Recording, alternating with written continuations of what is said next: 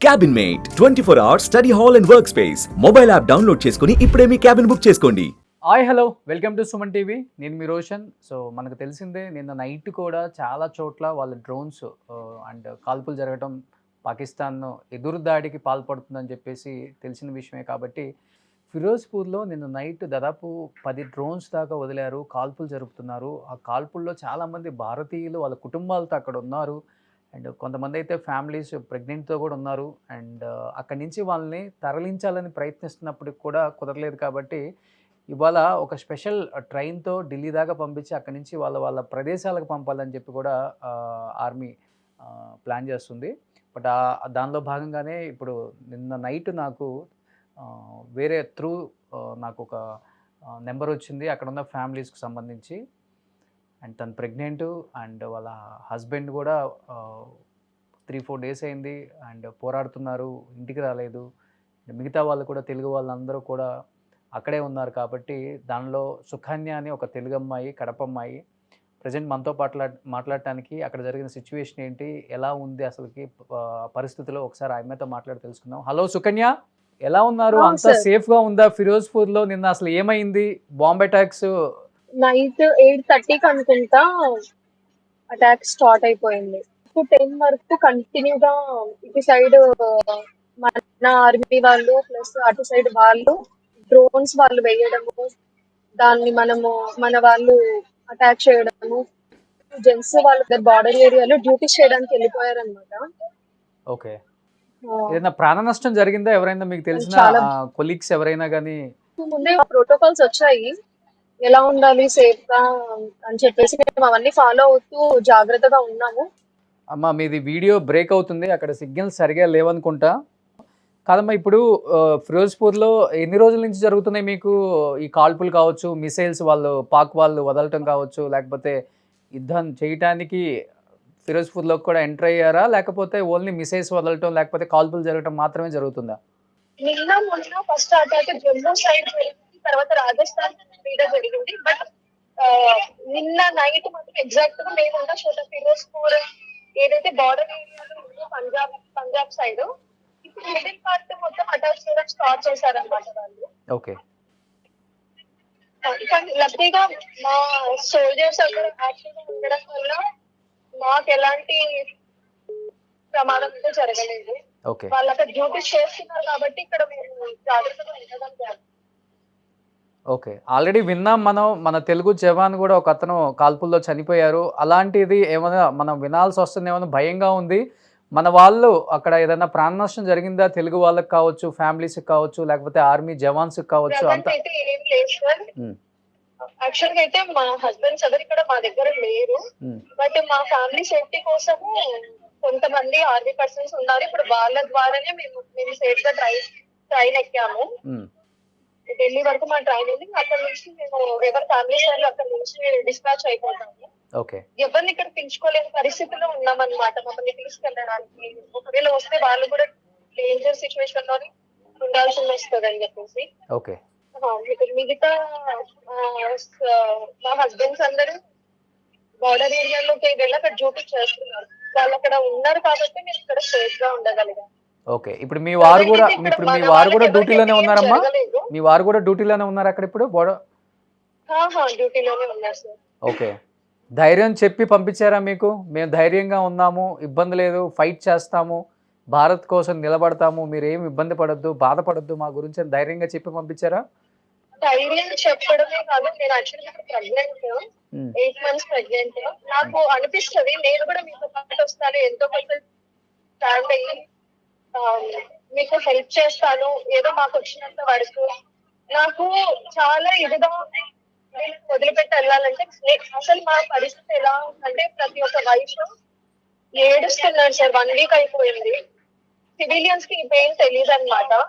ఎవరైతే బార్డర్ ఏరియాలో డ్యూటీ చేస్తున్నారో వాళ్ళ పేరెంట్స్ కి, వాళ్ళ వైఫ్ కి, వాళ్ళ పిల్లలకి తెలుసు అంటే క్రిటికల్ సిచ్యువేషన్ లో ఉన్నామనేది. ఏ క్షణంలో ఏం జరుగుతుందో తెలియదు, వాళ్ళు ఏ టైంలో అటాక్ చేస్తున్నారో కూడా తెలియదు. ఓకే. కాదమ్మా, అందరూ ఆల్మోస్ట్ మీరు చెప్పారు ఒక మాట, మేమందరం ఆడవాళ్ళం అయినప్పుడు కూడా వాళ్ళ భార్యలుగా మేము కూడా ఉండి పోరాడతామని మీరు ఒక మాట అన్నారు చూసారా? అది కూడా మీరు 8 మంత్స్ ప్రెగ్నెంట్ అని చెప్పారు. నిజంగా హ్యాట్సప్ అమ్మ మీకు అసలకి. అంటే మీరు అక్కడ ఉన్న సిట్యుయేషన్స్ చూసారు కాబట్టి మీకు తెలుసు. అటాక్ జరుగుతున్న సిచ్యువేషన్ చూస్తుంటే అసలు మాకు మాకు మా పిల్లలు ఉన్నారు కాబట్టి మేము ఇంటికి వెళ్ళాలనుకుంటున్నాము సేఫ్ గా. మా హస్బెండ్స్ కూడా మేము సేఫ్ గా ఇంటికి వెళ్ళిపోతే వాళ్ళు అక్కడ పీస్ఫుల్ గా వర్క్ చేసుకోగలుగుతారు. ఫ్యామిలీ మీద భయం లేకుండా ఉంటదని చెప్పేసి మమ్మల్ని అందరినీ డిస్పాచ్ చేసేసారనమాట. ఓకే. అసలు మేము సెండ్ ఆఫ్ చెప్పడానికి కూడా వాళ్ళ పక్కన లేదు. అసలు ఇక్కడ నుంచి దాటుకొని వెళ్తుంటే మేము వెళ్తాము సేఫ్ గానే ఉంటాము. వీళ్ళు ఇది ఎన్ని రోజులు పడుతుంది, నెల పడుతుందో, 2 నెలలు పడుతుందో, 3 నెలలు పడుతుందో, ఇంటికి ఎలా వస్తారో కనీసం వెళ్ళిన వాళ్ళు సార్ తింటున్నారా తినట్లేదా మాకు కాల్స్ కూడా లేవు అసలు వాళ్ళ సైడ్ నుంచి. నేను కాల్ చేస్తే వాళ్ళు ఎత్తారు, వాళ్ళు రిటర్న్ కాల్ చేయడానికి కూడా వాళ్ళకి టైం లేదు అక్కడ. 24/7 వాళ్ళు ఆన్ డ్యూటీలోనే ఉన్నారు. అది ఎండకు ఉంటున్నారు. ఇక్కడైతే 2-3 డేస్ నుంచి పిడుగులు పడుతున్నాయి, ఫుల్ రైన్. ఆ టైంలో కూడా వాళ్ళకి నిలబడుకొని వాళ్ళ గన్నులు పట్టుకొని డ్యూటీ చేస్తున్నారు. మాకైతే అసలు 1 వీక్ అయింది. పిల్లల కోసం మేము స్ట్రాంగ్ గా ఉంటున్నాం, మేము వీక్ అయితే పిల్లలు ఏమైపోతారా అని చెప్పేసి వాళ్ళని తలుచుకుంటేనే అసలు చాలా బాధగా ఉంటుంది. ఓకే. ఎన్ని రోజులైందమ్మా మీ వారిని చూసి మీరు? 5 డేస్ అవుతుంది సార్. 5 డేస్ అయింది. సో 5 డేస్ నుంచి ఫోన్ లేదు, కాంటాక్ట్లో ఎవరు లేరు, ఒకవేళ ఫోన్ చేసినా లిఫ్ట్ చేయట్లేదు. అంతా కూడా వాళ్ళు 24/7 చేస్తే జస్ట్ ఒక 2 మాటలు మాట్లాడుతున్నారు, నేను బాగానే ఉన్నాను, మీరు టెన్షన్ తీసుకోవద్దు. ఓకే. వాళ్ళ టెన్షన్ కూడా అక్కడ మమ్మల్ని ఇక్కడ నుంచి ఎలాగైనా పంపివ్వాలి, ఎందుకంటే వాళ్ళు ఇప్పుడు మా దగ్గర లేరు. వాళ్ళు ఎక్కడున్నారో మాకు చెప్పారు, అది సీక్రెట్ గా ఉంటది కాబట్టి. ఓకే. వాళ్ళు ఎక్కడున్నారు, ఏ ఏరియాలో వర్క్ చేస్తున్నారు అనేది కూడా మాకు ఎటువంటి మెసేజ్ పాస్ చేయరు అనమాట. ఓకే.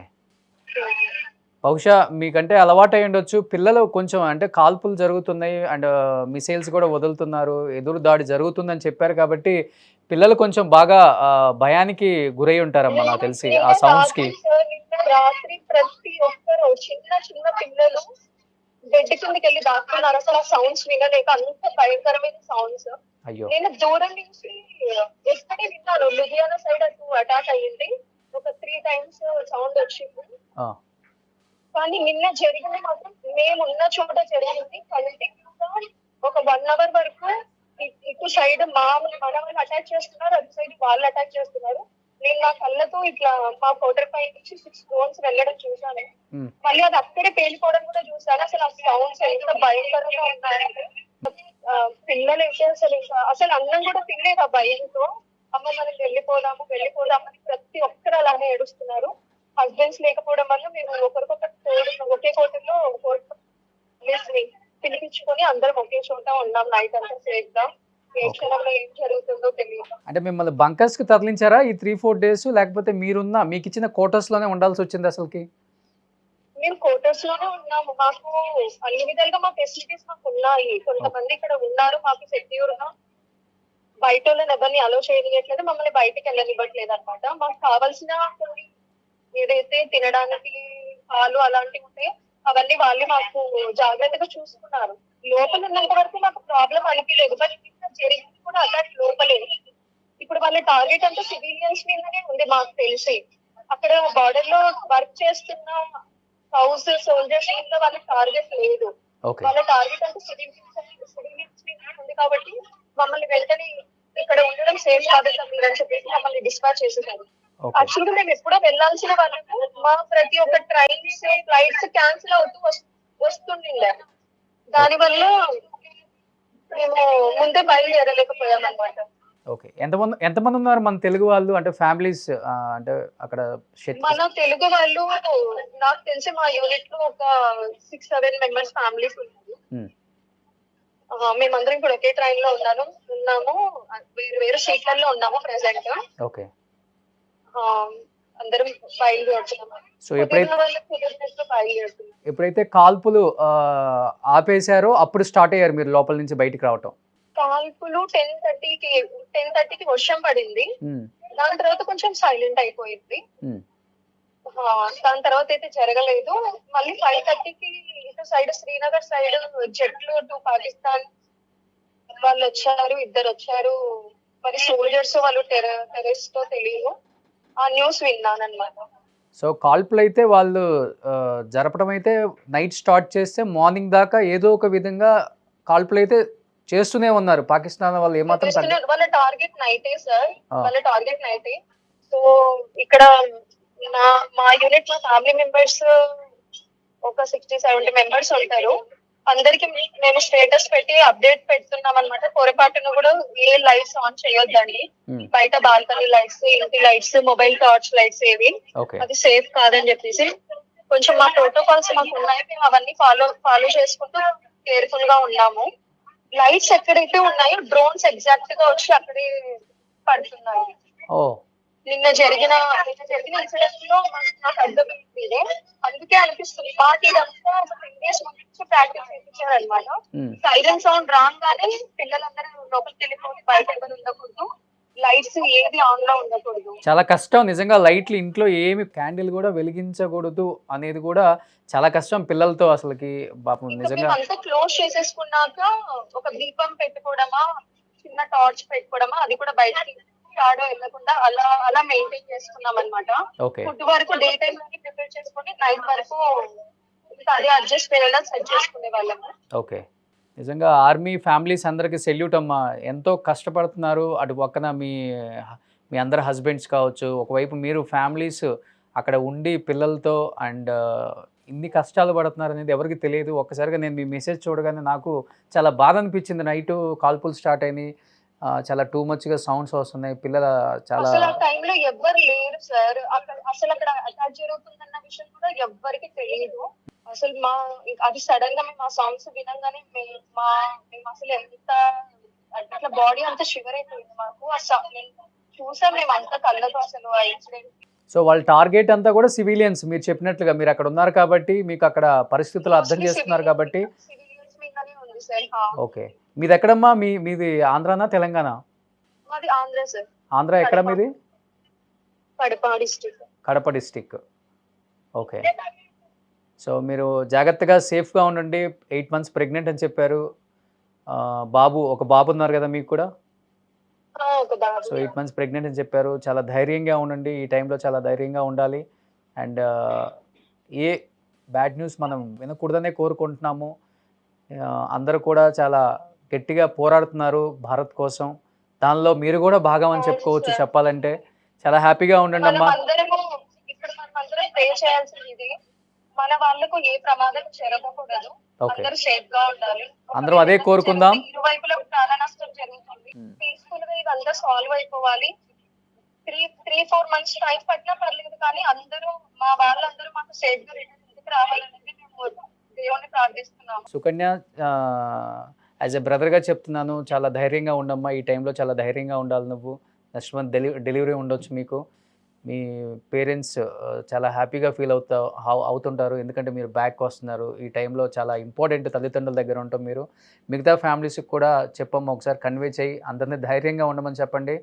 మన వాళ్ళకి ఏమి కాదు, అందరూ ఎదిరించి పోరాడి నిలిచి భారత్ జెండాని ఎగరేస్తారు. అంత టాలెంట్ ఉంది. సో అదే జరగాలని మనస్ఫూర్తిగా కోరుకుందాం. జై హింద్, జై భారత్ అమ్మ. Thank you so much Sukanya. జై హింద్.